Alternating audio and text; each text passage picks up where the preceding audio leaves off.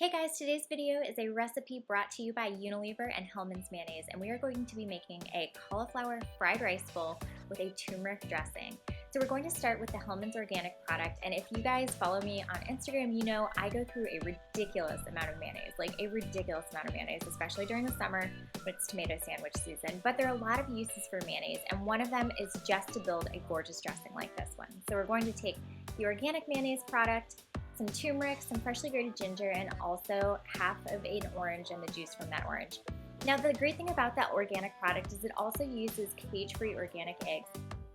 The Hellmann's mayonnaise is an excellent source of omega-3 ALAs, and it is also going to make the coolest color dressing from the turmeric. So give it all a whisk together and set it aside, because then we are going to move on to our next step, which is prepping all of our other topping ingredients. So we're going to start with mint. Nothing is better to me than when you are chopping and pulling apart fresh herbs in your kitchen. It seriously is better than like the best scented candle ever. So I just took a handful of mint and I'm going to roll it and chiffonade it with a knife just like this.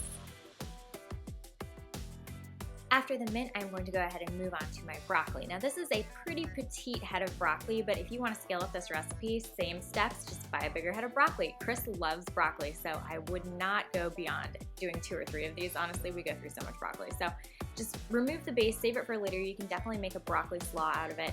And I just chop the florets into little bite-sized pieces. So if I was doing this off camera, I'd probably just run my knife right through it, but it is way more photogenic if you are kind of careful and you leave the top of the florets intact. The next step is going to be chopping this garlic so you can go ahead and add it to the cauliflower fried rice. So take a bowl, peel off one of the little cloves and smash it with the flat side of your knife to get rid of that papery skin, and then run your knife through it to mince it, or kind of just sloppy chop it. Really, you're just trying to make sure that the flavor of the garlic gets evenly distributed and you don't end up with a massive hunk of garlic in one of your bites but not the other. Once all of your toppings are prepared, you are going to move on to making the cauliflower fried rice. So you can make your own cauliflower fried rice at home. There are tons of recipes, but a lot of stores are carrying cauliflower fried rice right in the produce department. So I have this over medium-high heat, and I added a little bit of coconut oil to my cast iron skillet, and then I threw in the pre-riced cauliflower. I'm gonna go ahead and give it a few stirs and get it cooking for several minutes before I add the next ingredients, which are the garlic and also this low sodium soy sauce. And after several minutes and a little bit of stirring, you are going to make sure the cauliflower is nice and edible and a little bit soft, but also coated in this gorgeous brown color. So once you have that stir and the cauliflower is done, you're going to let it cool for a little bit and then add in your turmeric dressing. Now this does the coolest change. You're looking at this rice and you're like, yeah, it kind of does look like a fried rice from an Asian takeout place. But really, if you give it a little bit more time, the turmeric comes off and it makes this beautiful color.